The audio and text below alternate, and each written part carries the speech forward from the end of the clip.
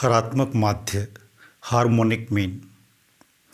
Harmonic mean से मतलब है मूल्यों की संख्या को मूल्यों के व्युत्क्रमों के योग से विभाजित करने पर प्राप्त मूल्य हरात्मक माध्य कहलाता है।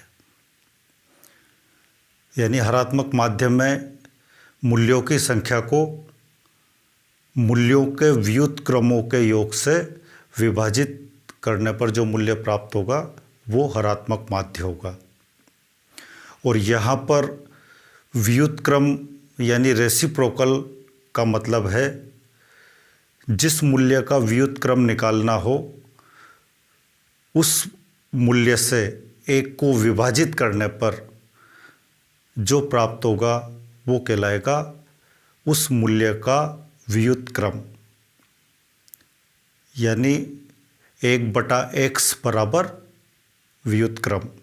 यहाँ x से मतलब है मूल्य और 1 में x का भाग देंगे तो जो प्राप्त होगा वो व्युत्क्रम कहलाएगा।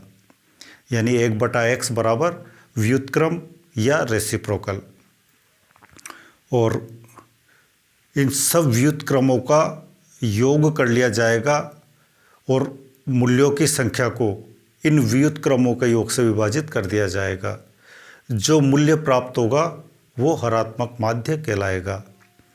यानी हरात्मक माध्य की गणना में सबसे पहला काम मूल्यों के व्युत्क्रम ज्ञात करना है। यदि मूल्य बराबर x है तो उसका व्युत्क्रम होगा 1/x। यदि मान लो मूल्य बराबर 1 है तो उसका व्युत्क्रम होगा 1/1 यानी 1। यदि मूल्य बराबर 2 है तो उसका व्युत्क्रम हो जाएगा 1/2 बराबर 0.5। इसी तरीके से 3 का व्युत्क्रम हो जाएगा 1/3 यानी 0.33। 4 का व्युत्क्रम हो जाएगा 1/4 यानी 0.25। इसी तरीके से अन्य मूल्यों का व्युत्क्रम ज्ञात कर लिया जाएगा। 33 मूल्य है तो उसका व्युत्क्रम हो जाएगा 1/33। 3038 का व्युत्क्रम ज्ञात करना है तो 1/3038। यानी व्युत्क्रम निकालने के लिए किसी भी मूल्य का जिसका व्युत्क्रम निकालना हो 1 में उस मूल्य का भाग दे दिया जाएगा। जो संख्या प्राप्त होगी वो व्युत्क्रम कहलाएगा। और व्युत्क्रम का योग कर लिया जाएगा और इस व्युत्क्रमों के योग से विभाजित किया जाएगा मूल्यों की संख्या को। यानी मूल्यों की संख्या बराबर n, व्युत्क्रमों का योग बराबर सिग्मा रेसिप्रोकल x। तो n/सिग्मा रेसिप्रोकल x बराबर हो जाएगा हरात्मक माध्य या हार्मोनिक मीन। ये तो हरात्मक माध्य का प्रत्यक्ष सूत्र हो गया। यह हरात्मक माध्य का अर्थ हो गया मूल्यों की संख्या बटा मूल्यों के व्युत्क्रमों का योग बराबर हरात्मक माध्य। अब व्यक्तिगत श्रेणी में हरात्मक माध्य ज्ञात करना हो तो यहाँ व्यक्तिगत श्रेणी से मतलब है ऐसी श्रेणी जिसमें प्रत्येक मूल्य को व्यक्तिगत रूप से अलग अलग लिख रखा हो, अलग अलग दर्शा रखा हो, वो श्रेणी व्यक्तिगत श्रेणी कहलाती है।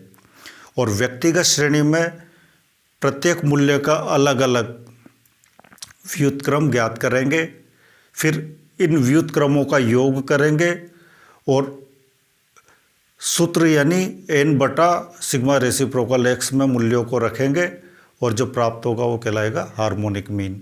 यानी व्यक्तिगत श्रेणी में पहला काम हर मूल्य का व्युत्क्रम ज्ञात करना 1/x सूत्र से, फिर उसके बाद इन व्युत्क्रमों का योग करना, फिर सूत्र यानी n/सिग्मा रेसिप्रोकल x में मूल्यों को रखकर हल करना, जो प्राप्त होगा वो कहलाएगा हरात्मक माध्य।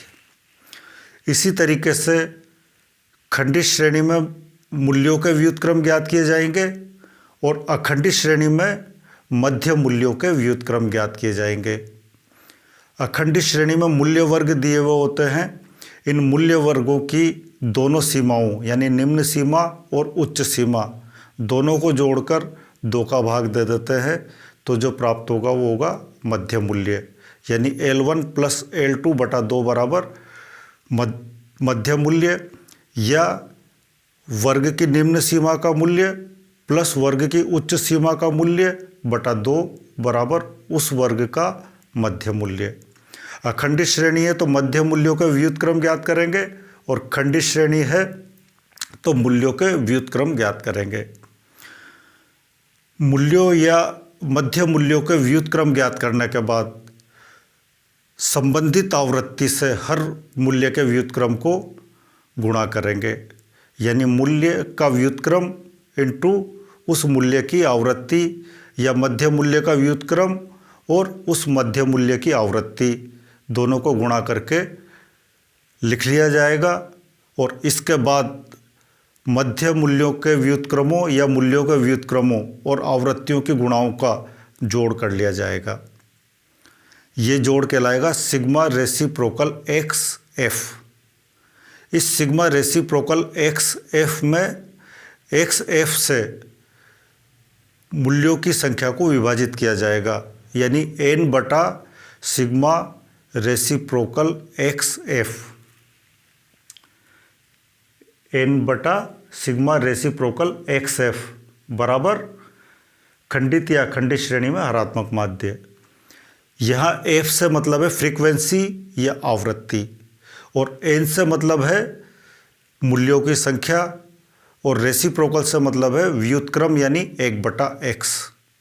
तो 1/x हर मूल्य का निकाल लेंगे, हर मध्य मूल्य का निकाल लेंगे, उसको आवृत्तियों से गुणा कर देंगे, फिर उसका योग कर लेंगे और n बटा सिग्मा रेसिप्रोकल एक्स एफ से विभाजित करके हार्मोनिक मीन का मान ज्ञात कर लेंगे। यानी अखंडित या खंडित श्रेणी में हरात्मक माध्य बराबर हो जाएगा n बटा सिग्मा रेसिप्रोकल एक्स एफ बराबर हरात्मक माध्य, n बटा sigma reciprocal x F. Sigma reciprocal x यानी प्रत्येक मूल्य या मध्य मूल्य के रेसिप्रोकल और f बराबर प्रत्येक मूल्य की आवृत्ति और इस रेसिप्रोकल x को f से गुणा करना है और फिर उसका जोड़ निकालना है और इस जोड़ का भाग देना है मूल्यों की संख्या में। यहाँ n से मतलब है मूल्यों की संख्या, रेसिप्रोकल x से मतलब है व्युत्क्रम प्रत्येक मूल्य के या मध्य मूल्य के और f से मतलब है प्रत्येक मूल्य की आवृत्ति।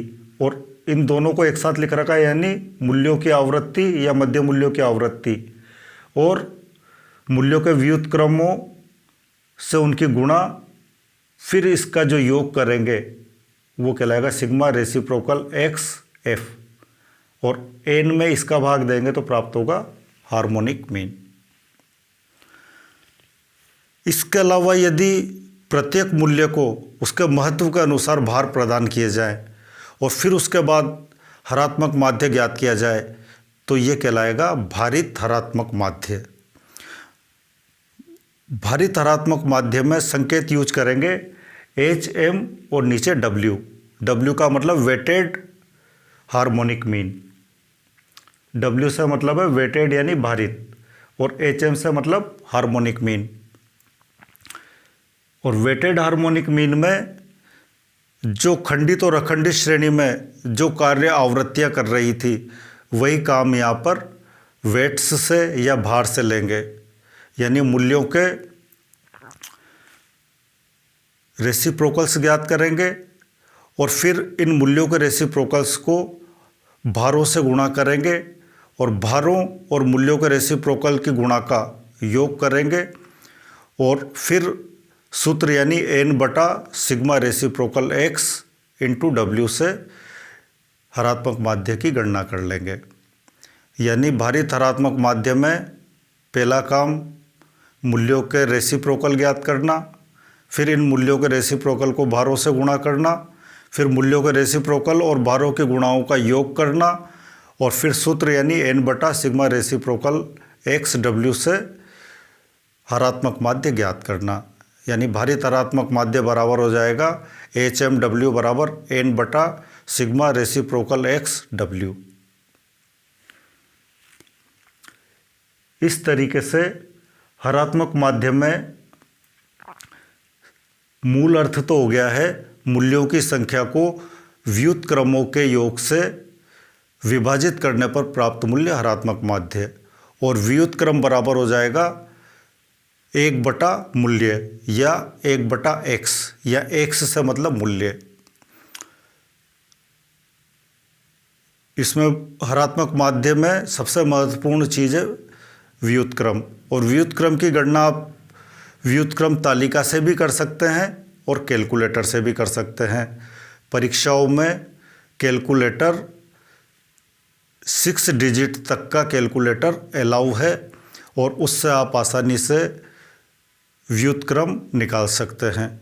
तो कैलकुलेटर के माध्यम से आप व्युत्क्रम निकाल लें, फिर व्युत्क्रमों का योग कर लें और सूत्र यानी n बटा सिग्मा रेसिप्रोकल x से हरात्मक माध्य की गणना कर लें।